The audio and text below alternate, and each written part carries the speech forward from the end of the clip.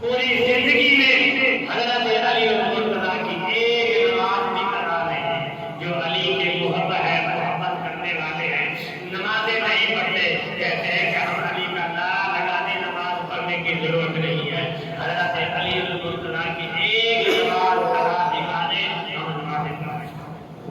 وہ تو وہ تھے جن کو جنت کی ٹکٹ بھی مل گئی تھی. یہ بھی حکم ہوا تھا کہ تمہیں نمازیں پڑھنا چھوڑ دو، عبادتیں کرنا چھوڑ دو، تمہارے لیے جنت ہے.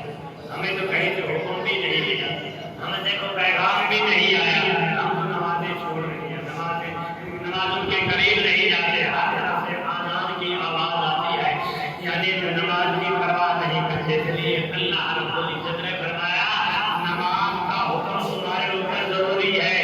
یہ فرض ہے، اگر تم قضا کرو گے تم سے پوچھا جائے گا.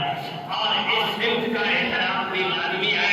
میرے محبوب کا شہر کا احترام بھی لازمی ہے، روضے پاک کا احترام بھی لازمی ہے. اس لیے اللہ رب العزت نے فرمایا تمہاری عبادتیں اس وقت منظور ہوگی جب تمہارے دل کے اندر ان کا ادب ہوگا، پیار ہوگا، محبت ہوگی، تو تمہاری ایک ذرہ سی عبادت بھی ہوگی.